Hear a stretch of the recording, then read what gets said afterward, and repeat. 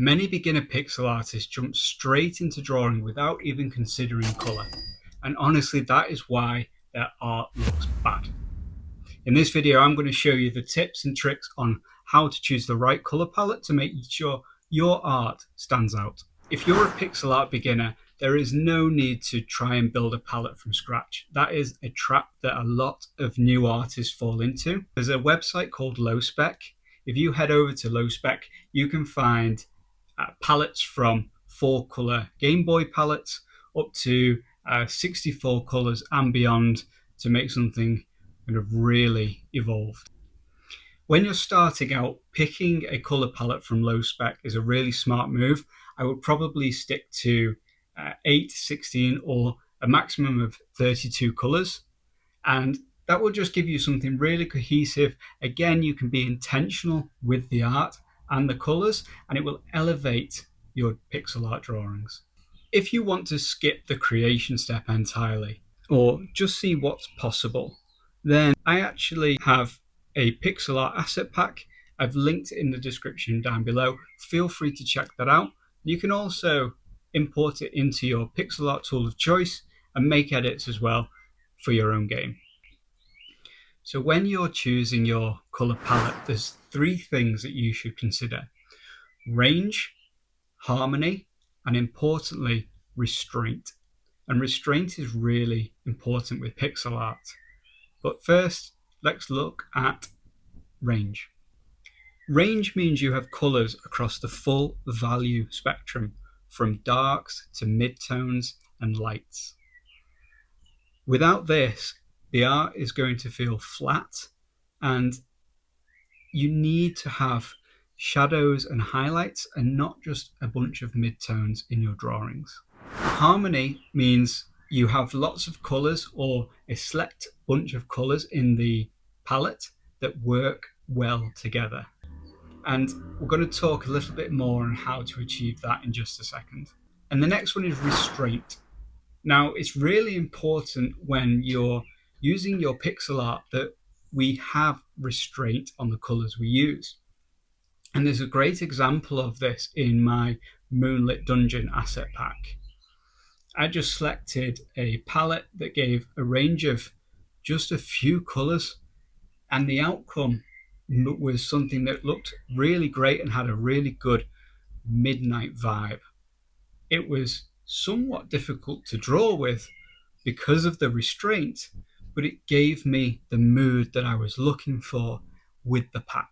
Restraint is what is going to give your pixel art the edge over others. It's what's going to make your pixel art yours and make it distinctive.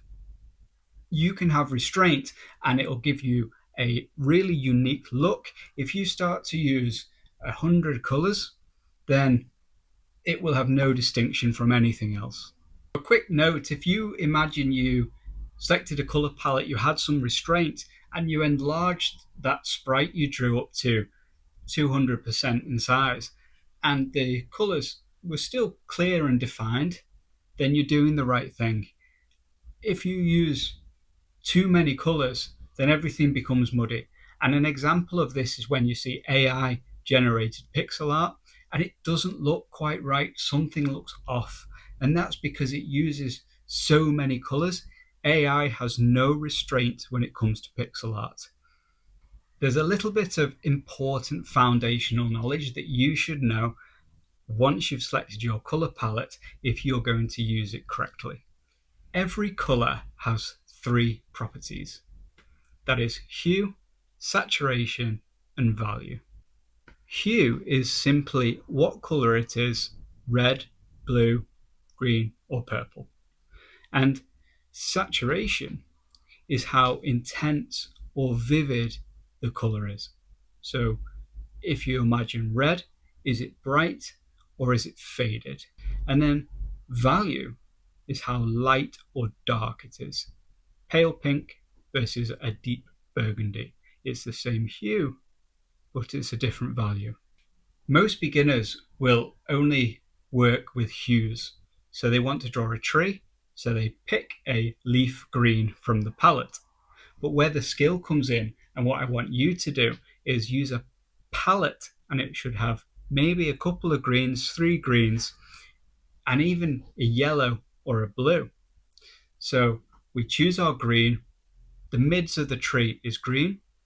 As we're at the top where the light will shine on the tree, we can start to move towards yellows for the brightness, and in the base of the tree where the shadow, we use more blues, or the green changes to a bluey green. At the top it changes to a yellowy green. And that's how we add real depth to our pixel art and make it look professional. The other thing you should avoid with your pixel art is using pure blacks or pure whites for shadows.